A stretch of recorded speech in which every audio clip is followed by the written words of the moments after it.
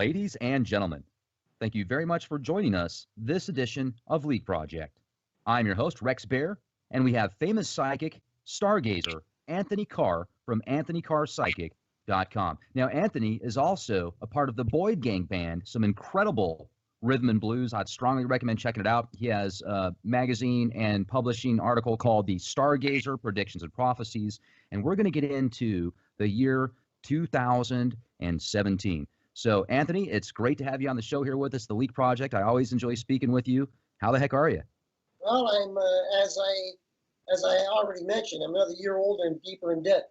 But what was the question? Oh, how am I doing? Nice. I'm having a senior moment, as they say. But how's everything with you, Mr. Rex Bear? It's great, and it's nice to finally get a chance to talk again. It's been several months, and I had a chance to actually go through your Stargazer predictions and prophecies, and I noticed one of the things that you put in there, one of the first things you put was you see the new president-elect, Donald Trump, as somebody that's going to march America down the path of hell straight into World War III. Well, first of all, we all thought that Hillary Clinton was going to be the first female president. And I couldn't back out of that prediction because I had put that in my book 10 years ago. So 10 years ago, and I have an email media list of 7,000 worldwide. So there's no way I could retract that. And I had to stand by it anyway, because as I say, 10 years ago, I mean, who knew about Donald Trump at the time? And I always said, although I did say right after that prediction, I had said a dark horse will suddenly appear out of the clear blue and take a run at the presidency and could win and would make Iron Lady Margaret Thatcher, the Prime Minister of England, formerly the late, look like a panty waist. But I had no idea until Trump mentioned that he was going to take a run at the presidency, who that was. And I got to tell you, as many times as I've been asked who was going to win, I always had this nagging doubt in the pit of my stomach, the solar plexus, your gut feeling, your instincts, that no matter what I was saying with my false brain, that's our so-called intellect, the real brain is that nagging feeling we all get in solar plexus that's going to always tell you the truth. And I really ignored that.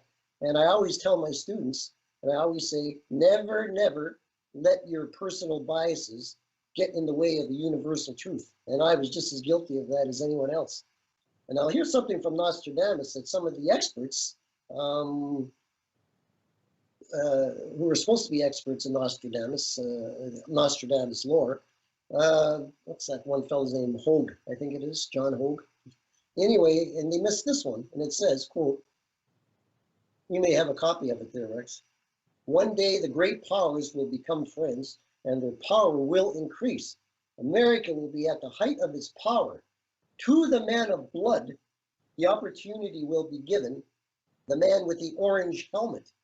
I mean, how close can you come? This is 400 years ago, the man with the orange helmet. Then it continues, but the two will not remain united for long, and in 13 years they will surrender to the Middle East. There will be much loss on both sides, and Pope Peter will be needed. Now, this is from a book written by Peter Lorre. Peter Lorre sounds like the macabre actor back in the 30s and 40s. Anyway, that's Nostradamus 2003 to 2025 by Peter Lorre. I predict President-elect Donald Trump is going to march us down the path to hell and straight into World War III. Now, you know, Mother Russia's mandate has always been and always will be, quote, 2 steps forward, 1 step back. Trump and Putin may be buddy-buddy today, but tomorrow, Putin is playing Trump like a violin, just stringing him along. Or should that be like a trumpet? According to the Toronto Star, who said on September 22, 2001, which was just after they printed my prediction about 9/11, September 22, 2001, quote, we were still embarrassed that we bought an earlier phony prophecy attributed to the 16th century soothsayer Nostradamus about the U.S. electing a village idiot as president, unquote. Now that's from the Toronto Star. That's not from me. Oh yes, and many a truth is being spoken in jest. I mean, who knew as president? Oh yes, and many a truth has been spoken in jest. I mean, for God's sakes, America will never be the same after his reign, though it be brief. Within 2 years, he'll leave office, either vertically or horizontally, or be impeached, and the presidency will never be the same again, having left it in shambles. I believe Trump will spark race riots, another civil war, as in the civil war between the states when Abraham Lincoln was elected president. Reverse women's rights and destroy America. In short, he will unwittingly spark the apocalypse. The apocalypse. Anyway, ye gads, what changes shall be wrought in the coming years? So prepare ye then for the new world order.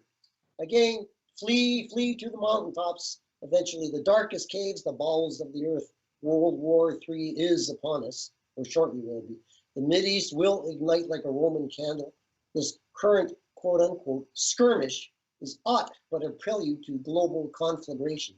And never ending chain reaction, this oscillating conflict between Muslim and Jew will draw in every nation on earth, increasing exponentially. It is as a pebble tossed onto the mill pond of humanity, its stillness forever shattered, its ever widening circle engulfing all. Nor shall the West escape.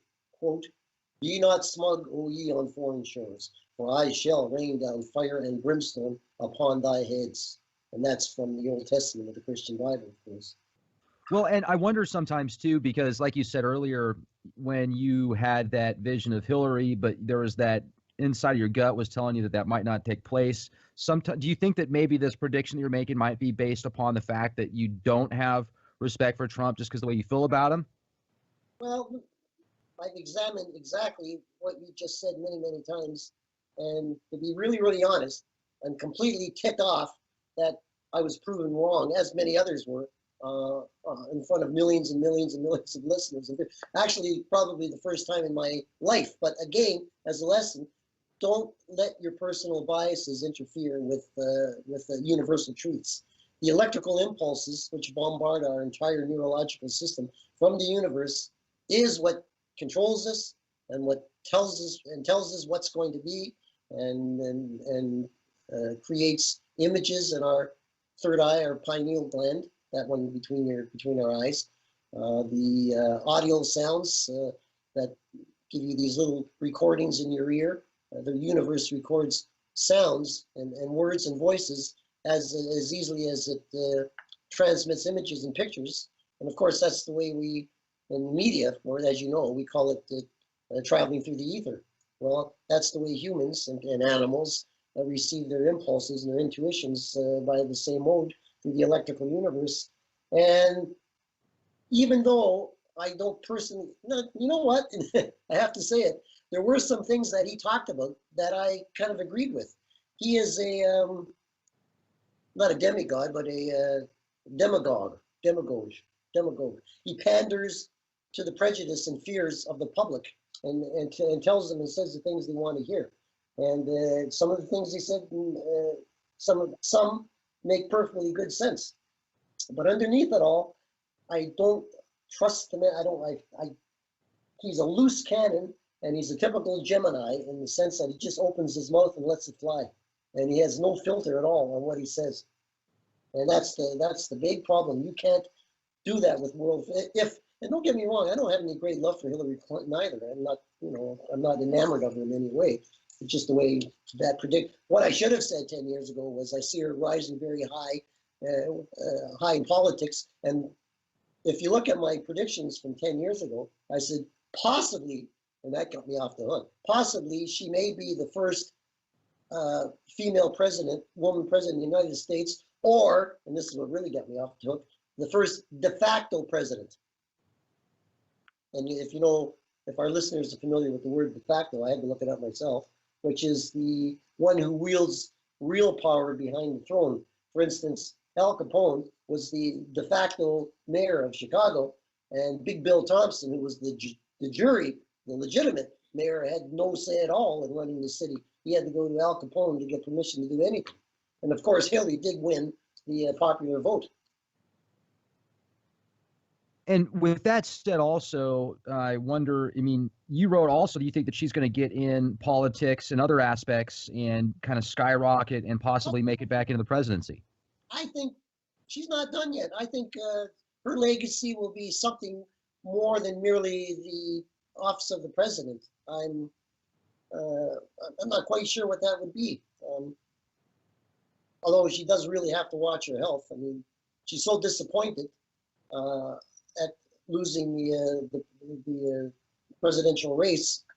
She will probably be in for quite a bout of depression and bouts with the bottle, perhaps, and so on. I'm kind of worried about her. I don't know if worried is the right word, but concerned about her health and her vascular system, particularly around the brain and so on. Yeah, I remember But seeing. but I'll tell you, I remember, I have no doubt, Rex. I got to tell you, instinctively, intuitively, I think this guy Trump is going to cause a lot of trouble in the world, a lot of trouble in the world, the likes of which we've never seen, not since the inception of the first presidency.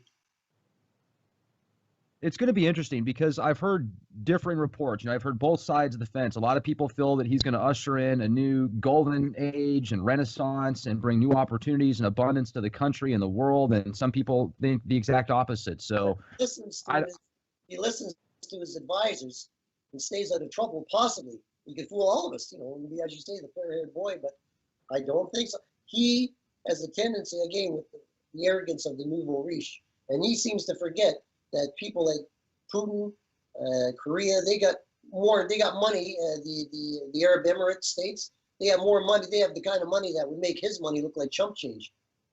Donald Trump, and he can't talk to them and treat them. In fact, what's that latest comment to do with China? Talking about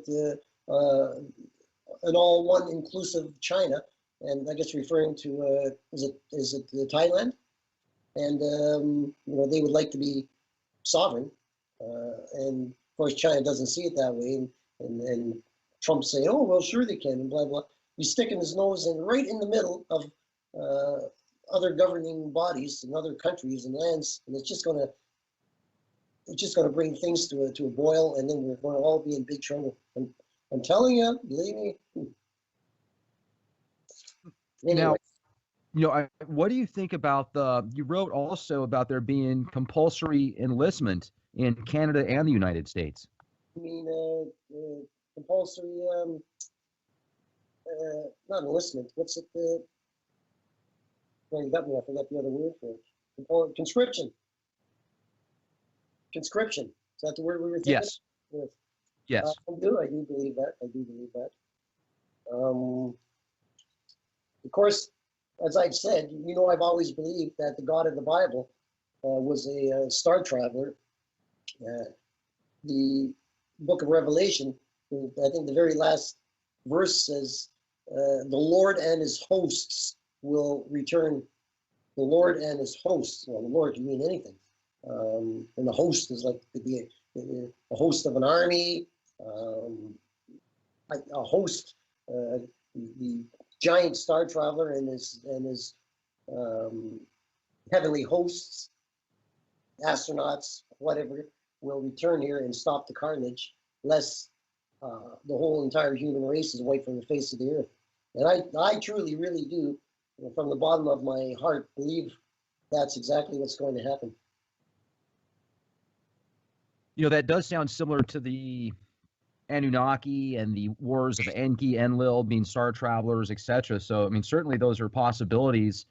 And another one of the prophecies that you talk about in Stargazer, and folks, if you're interested in Anthony's work, you can go to Anthony Carr, psychic.com. You talk about the death of Bush Sr. You think that he's going to die this year? I was watching a documentary on him. And I like the Senior Bush, by the way. Doesn't look too steady on his feet, but I mean, given his age and everything, that's not much of a stretch for anybody. Of course, I also went on to talk here about the resurrection of the dead.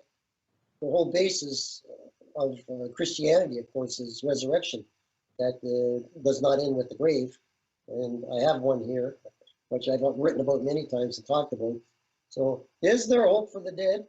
Never mind born again Christians. How about cloned again Christians?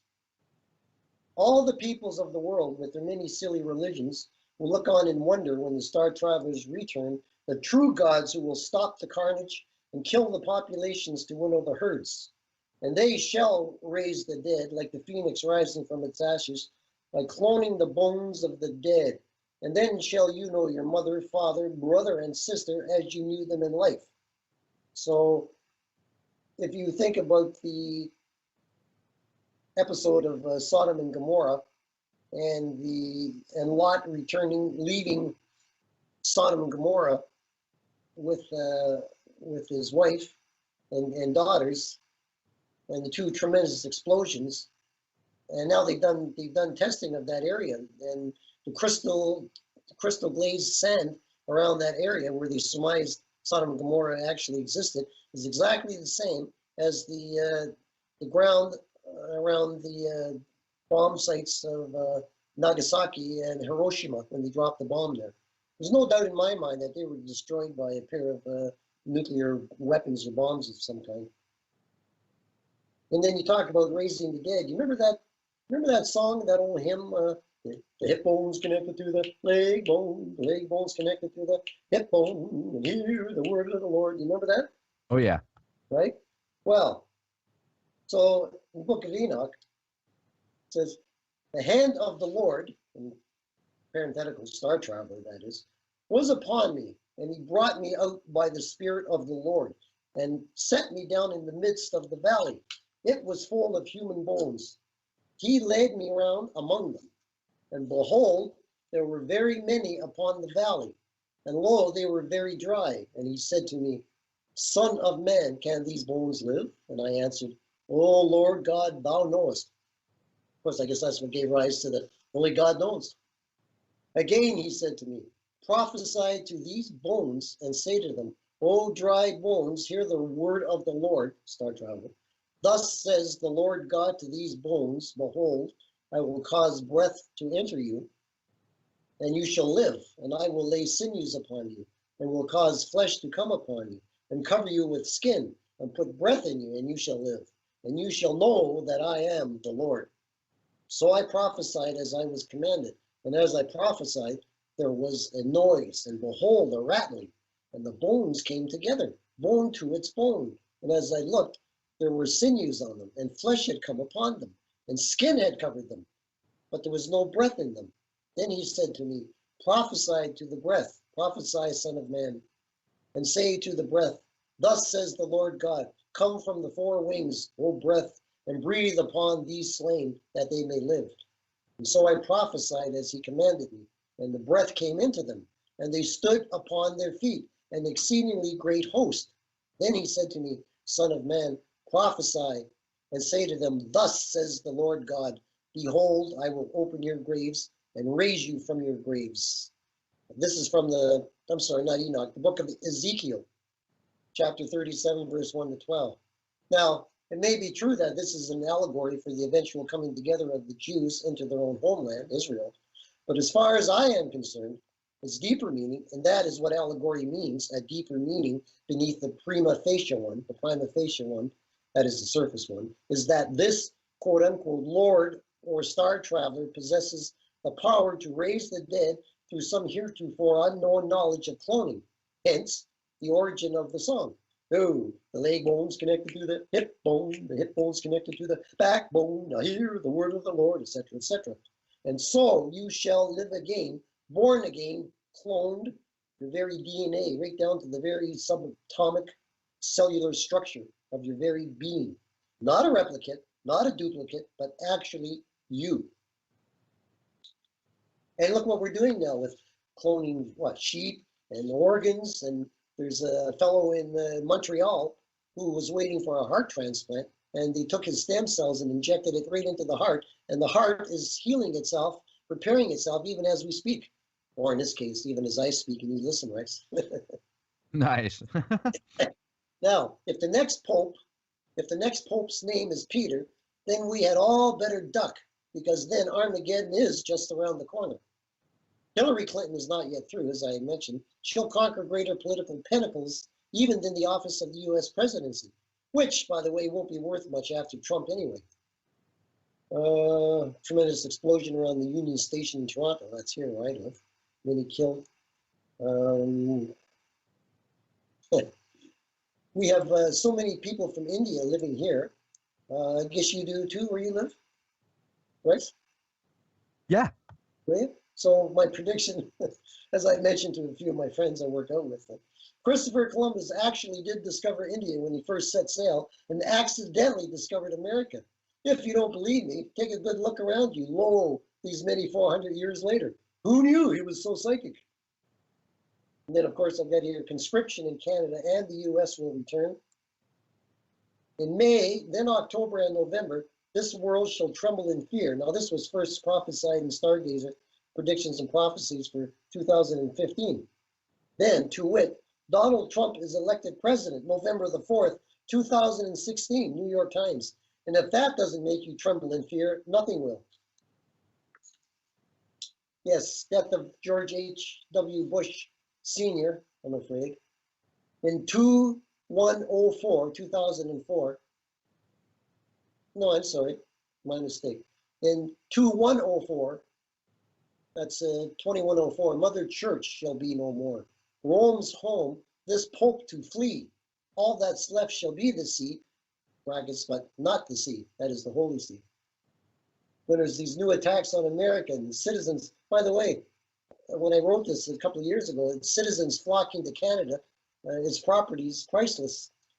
I didn't realize why in my mind's eye I kept seeing millions and millions, hundreds of thousands of Americans moving northward into Canada.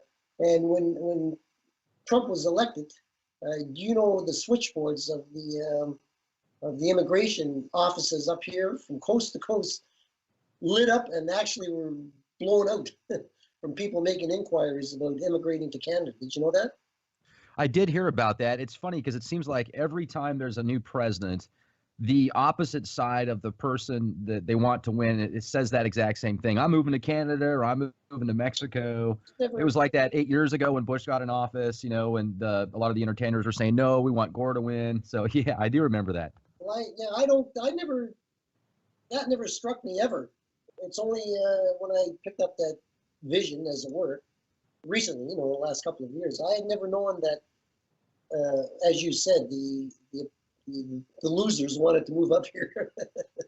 Well, that was on American media. I mean, you're in Canada, so I've also noticed here, like I've traveled the country extensively, and depending on what state you're in is going to have a big impact on the kind of commercials you see. When I was in Maryland, out there by D.C. for a month, the majority of the commercials were of sports cars and high-end vodka. Out here in San Antonio, the majority of the commercials are fast food restaurants and beer.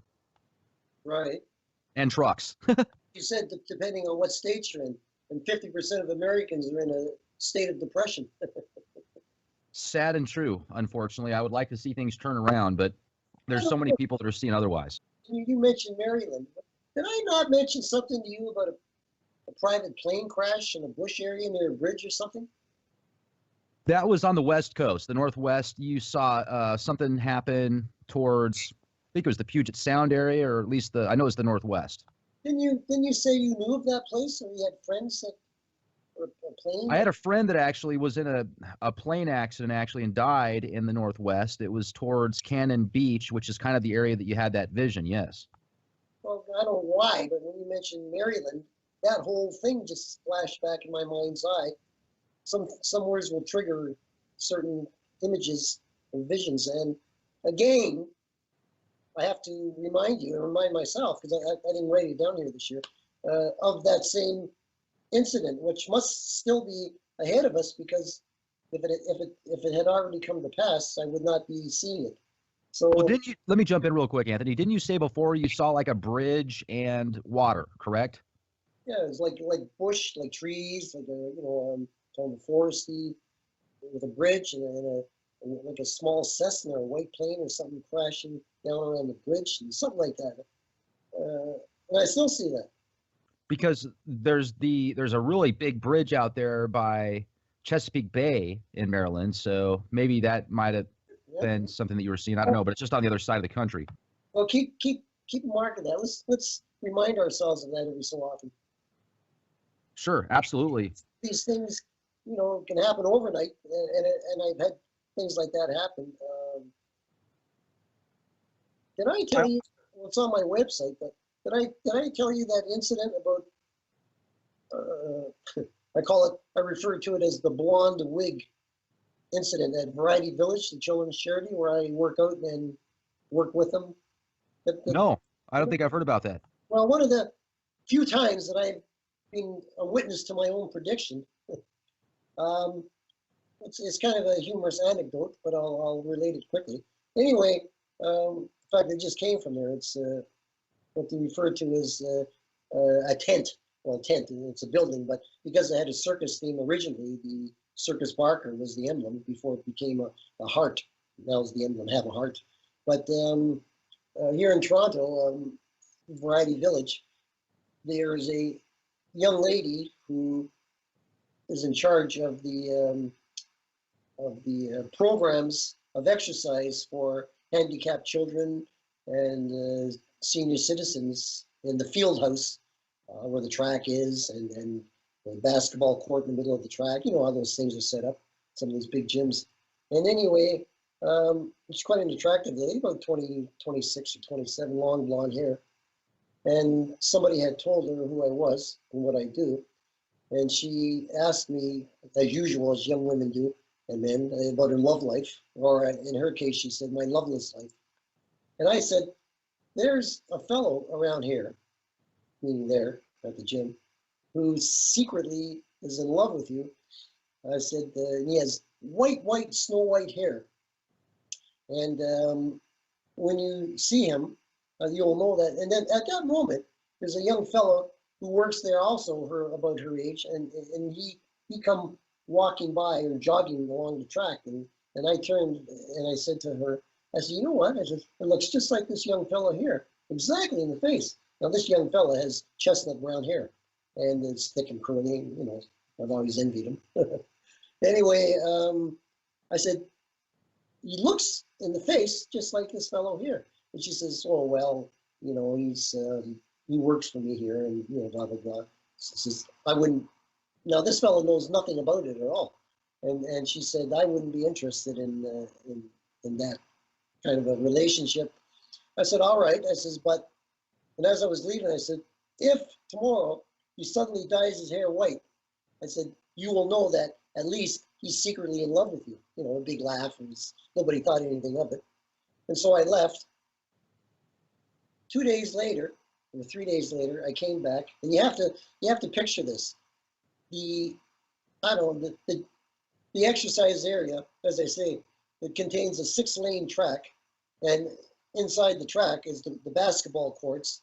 And to get out into the field house, you have several different gateways. It's just like you would go to a baseball game where you have to go in between these open sections to get up to your seats. You know what I mean? Yes. Hello?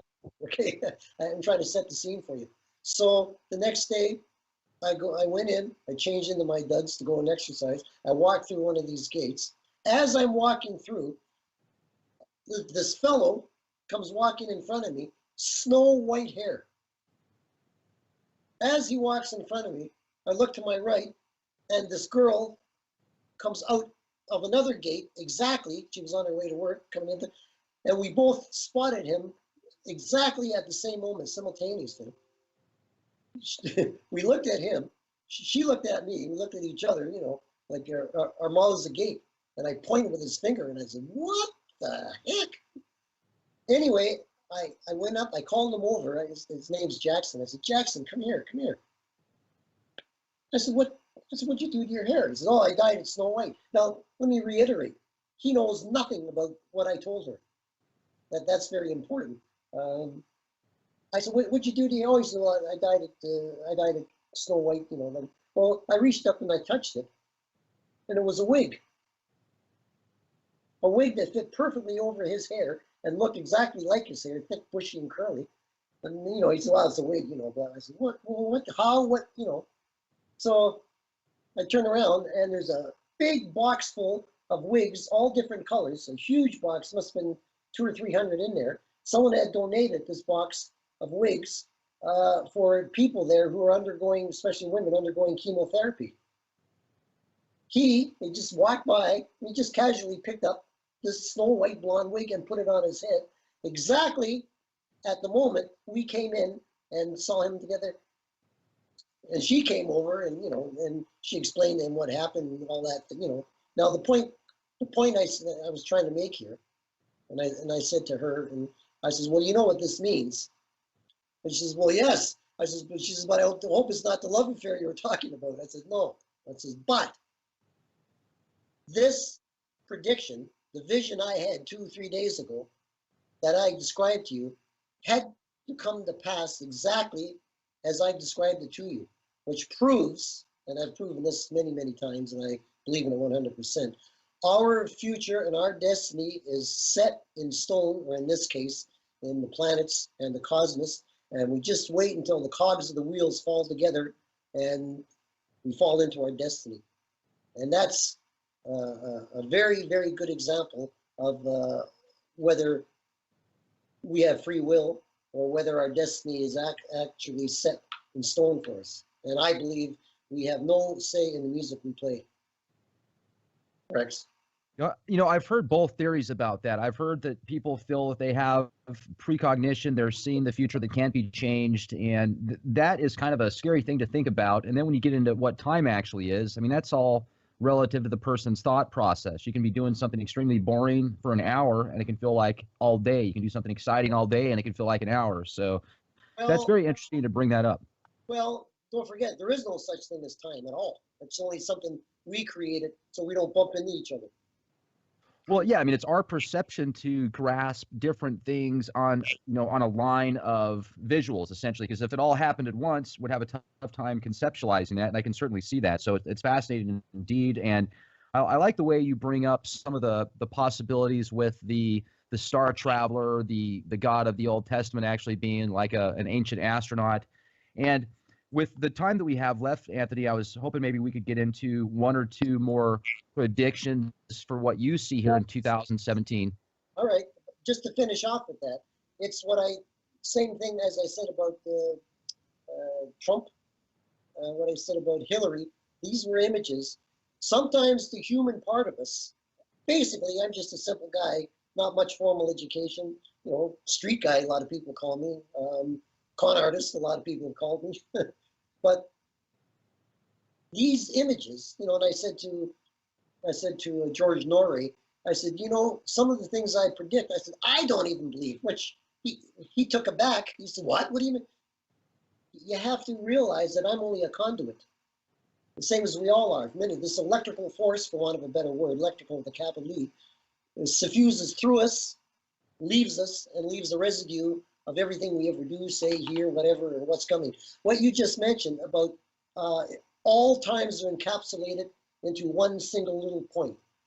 It's easy to understand the concept of a past event being out there electrically in the universe. People talk about time travel.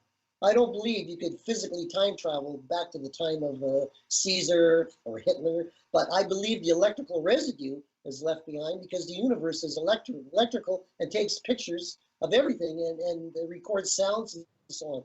If you had a camera or your psyche is tuned to that frequency, you could quite easily travel back and pick up those things. And it must work the same as so-called future events, which is a little more difficult to explain, but it's the same as the past and the future. Then you got the tachyon theory, things, particles that go so fast that they go backwards. In a sense, there's really no backwards or frontwards or anything or any time. It's all there.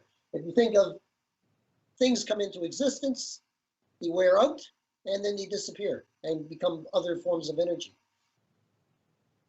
So I guess the point I was trying to make is even that girl that I said, well, this fellow, she was talking about a love affair. I said, I don't know but this is the picture I see. And whether I misinterpret it as a love affair or this, and I know this fellow happens to like her now. I found that out after the fact. But I said, this picture, no matter what my interpretation of the picture that comes to me is not me.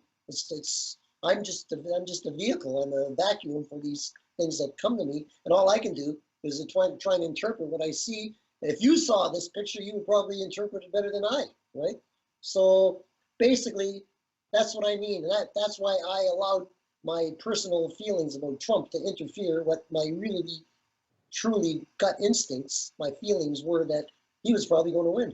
And if you listen to a lot of these political pundits and some of the astrologers that were on Coast to Coast, for instance, Norrie's show, they all said exactly the same thing. And then they would hedge their bet by saying, but you know, there's a chance he could, every single solitary one.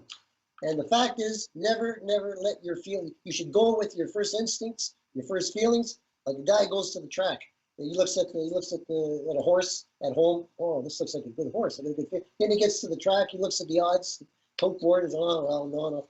And what happens to that horse that he should have run with, no pun intended,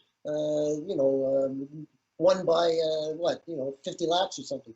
And the horse he did bid on, right, came in so late that the horse had to tiptoe into the stables and take off his shoes so it wouldn't wake the other horses. It's you bring up a good point, because a lot of times when I don't go with my gut instinct, even if I think it's the rational instinct, it doesn't seem to come out the right way. So if people learn how to listen to their gut, I think that they'll have a much better opportunity to come up with the right conclusion indeed. It truly is the true brain. That's, and all the pundits, all the Eastern philosophies always talk about the real brain and secondary brain in your solar plexus. And I believe that. I guess the best way, people have asked me, how do you teach yourself to be psychic? The best way is, and we've all been through this when we were young, the most beautiful woman in the world that you're madly in love with says, we need to have a serious talk. Let's meet at our favorite pub. And you get that twisting knot in your stomach, and you know what's coming.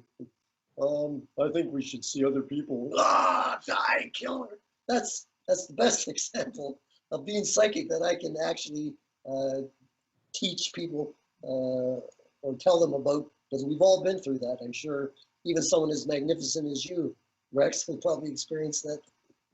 Oh, I know the feeling. Absolutely. You bring up a good point. I've had that before. Yes. Well, I can't even call it an analogy. It's, what would you call it? A simile, a reality. I'd call it a shitty fact when you have that feeling. That's what I'd call it. It's a shitty fact. When you have that feeling you're with someone, they're cheating on you, and that's your gut instinct. And like you said, your gut instinct is pretty much always right. That's right. One of those uh-oh moments. That's right. As opposed to the false brain, which is, oh, geez, I really want this. So I want that Rolls Royce, or I want that beautiful. Is that being psychic? No. That's just hopeless desire. That's a big difference from that gut feeling, let me tell you. Right. Anyway, yeah, what else you wanted me to talk about? What else? Yeah, I was hoping before we closed out tonight, with the time that we have left, you could give us maybe one or two more predictions that you see pertinent for this year. Well, nearer and nearer comes the cashless society. Credit card numbers will be tattooed on the foreheads and hands of all earthlings. And again, I quote from Revelation, and he who has not the mark of the beast in his hand or head shall perish. I mean, we're at the point now where we don't even use money. Well, I do. I'm old school. But I've always believed the mark of the beast, aside from Gorbachev possessing the mark of the 8th head that talks about it. I saw a beast rising from the sea. It had 7 heads and 8, and it had 10 horns and 10 crowns or diadems on each crown. And of course, that became the common market of the euro dollar, and trying to financially keep the world together. I never invested in the euro. I knew it would never work. And of course, look what's happening now with it. If I had known I was going to live this long, I would have bought some gold, because currency as we know it now, it's just practically useless. I mean, if there's a depression like the dirty 30s, it would be even worse if that's possible, because in those days, anybody who had money, had real money, it was 100 pennies represented a whole dollar, or an ounce of gold for a dollar.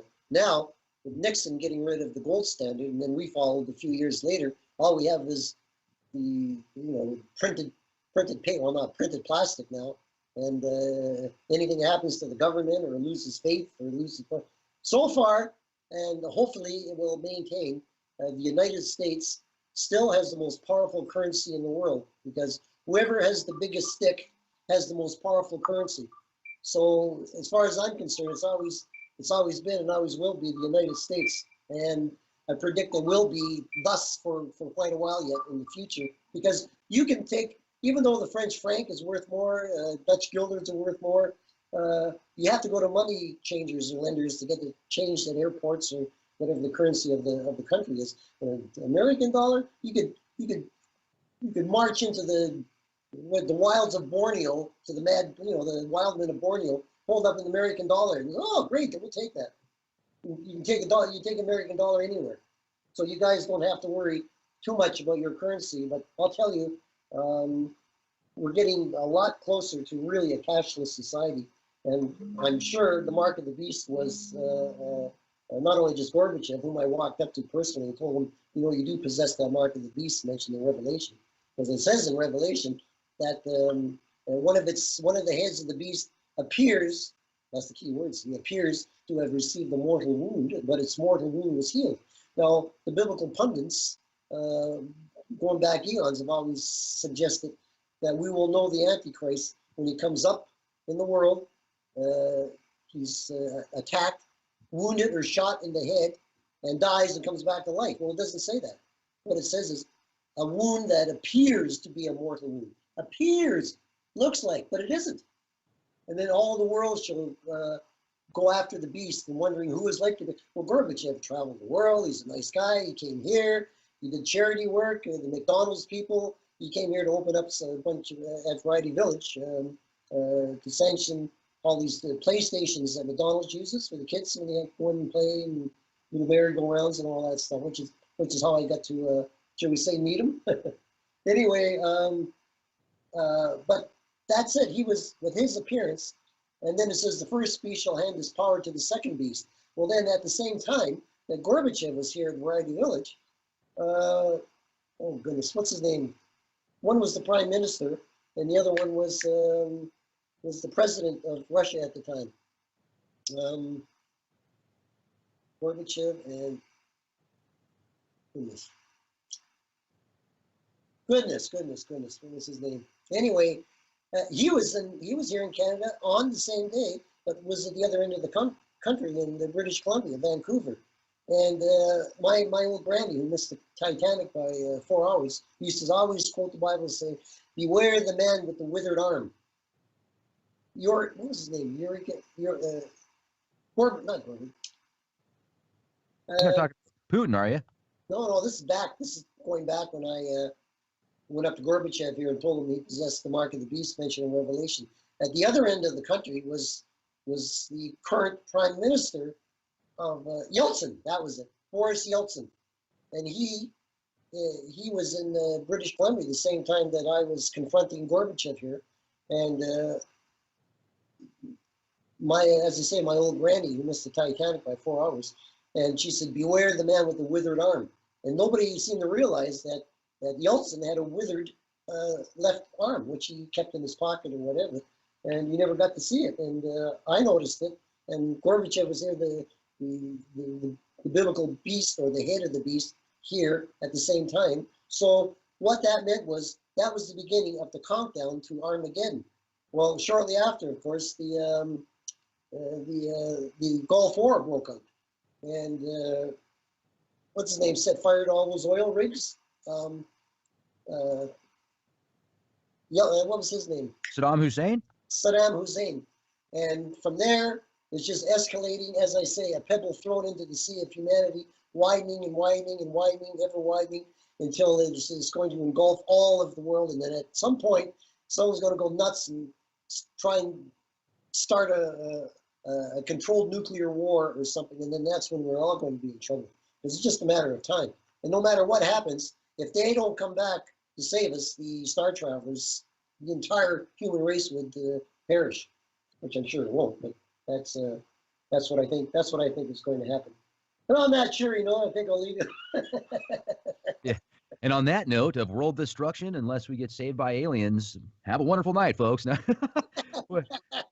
Hey, listen, I tell you, Anthony, it's always nice to speak with you. And I appreciate your, you coming on the show with us and giving us your predictions. I've been following you for some time. I would recommend our audience, if you'd like to know more about Anthony and his predictions, go to anthonycarpsychic.com. And also, if you're into some really good R&B, check out the new Boyd Gang Band that Anthony's a part of. And also get your edition of Stargazer Predictions and Prophecies for 2017 and beyond. It's been awesome, Anthony. Thank you so much for coming on the show with us here at the Leak Project. And the book, as always, is entitled The World's Most Documented Psychic. I should add now, after Trump, the Trump prediction, not necessarily the most accurate psychic, but You crack me up, Anthony. I do enjoy your humor, man. It's nice to hear you talk like that, because I think sometimes people take things way too serious, especially when it comes to politics, and sometimes you just got to lighten up, I think. So I like that.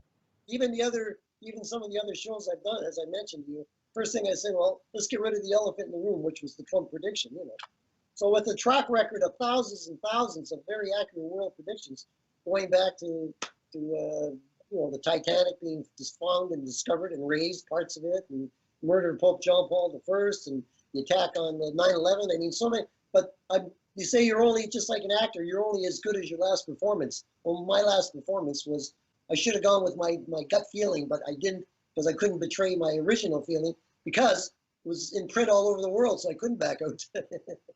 Right. It was like one of those things where you felt like you were dug in too deep already. I totally understand. And another thing, too, that I want to let our audience know before we close out tonight is we're going to have a show tomorrow with somebody that's very good at Vedic astrology and Western astrology. So make sure to tune in tomorrow at 9 p.m. We might actually be doing a live show. And if you're interested in having your chart done, send in your date of birth, the time, as well as the location. And one of these days, maybe I'll get you, Anthony, to read my hand and tell me what my future will look like. Man, why don't you guys jump a plane and come up here for a weekend? Justin will be happy to put you up. That sounds like a plan. I might take you up on that. That'd be great. He's got the room here. He won't charge you much. Perfect. That sounds awesome. I really appreciate it. Thank you, Anthony. Thanks a lot. Thank you. See you later, Anthony. You take care.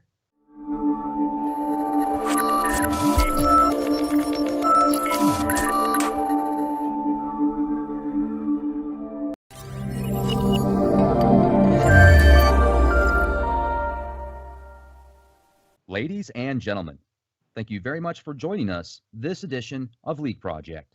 I'm your host, Rex Bear, and we have famous psychic, stargazer, Anthony Carr from anthonycarpsychic.com. Now, Anthony is also a part of the Boyd Gang Band, some incredible rhythm and blues. I'd strongly recommend checking it out. He has a magazine and publishing article called The Stargazer Predictions and Prophecies, and we're going to get into the year 2017. So, Anthony, it's great to have you on the show here with us, The Leak Project. I always enjoy speaking with you. How the heck are you? Well, I'm, as I already mentioned, I'm another year older and deeper in debt. But what was the question? Oh, how am I doing? Nice. I'm having a senior moment, as they say. But how's everything with you, Mr. Rex Bear? It's great, and it's nice to finally get a chance to talk again. It's been several months. And I had a chance to actually go through your Stargazer predictions and prophecies. And I noticed one of the things that you put in there, one of the first things you put was you see the new president-elect, Donald Trump, as somebody that's going to march America down the path of hell straight into World War III.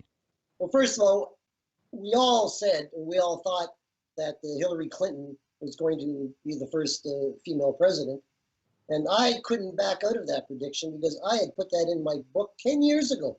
So 10 years ago, and I have an email media list of 7,000 worldwide. So there's no way I could retract that. And I had to stand by it anyway, because as I say, 10 years ago, I mean, who knew about Donald Trump at the time?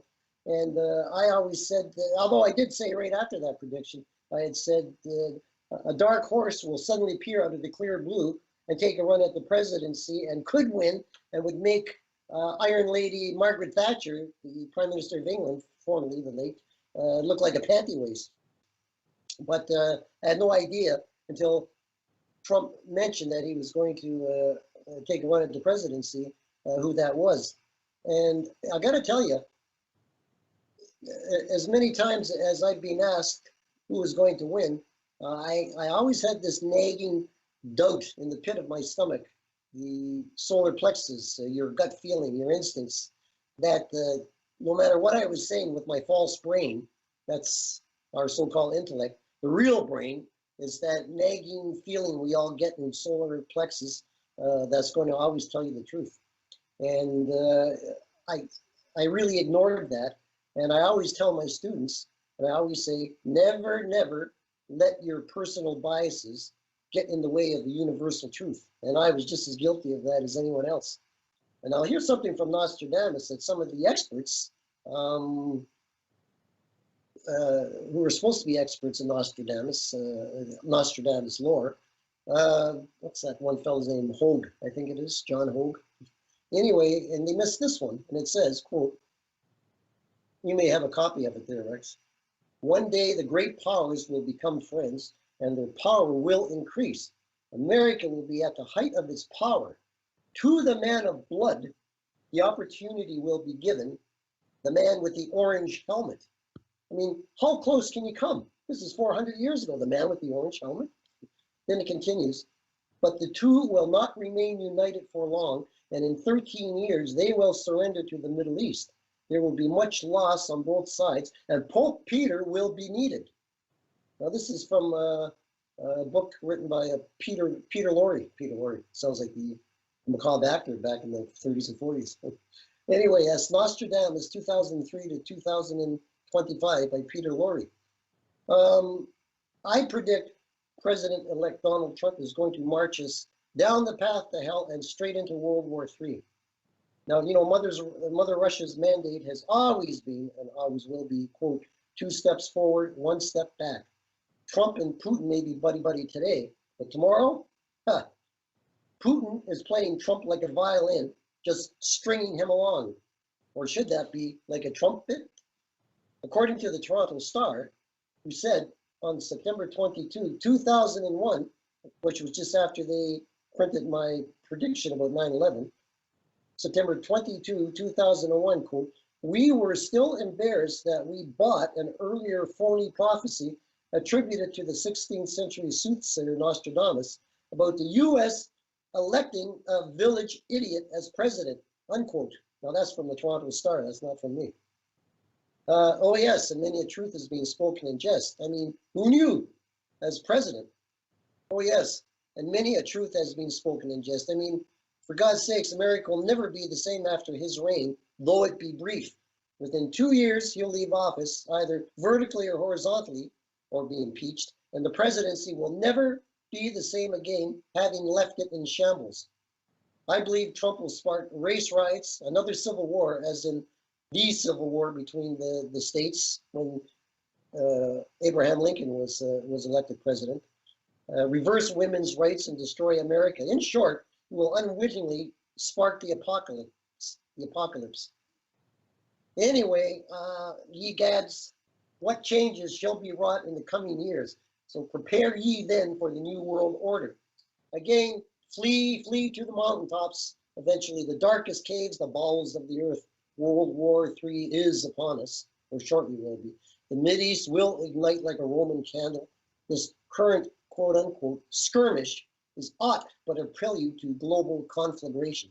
And never-ending chain reaction, this oscillating conflict between Muslim and Jew will draw in every nation on earth.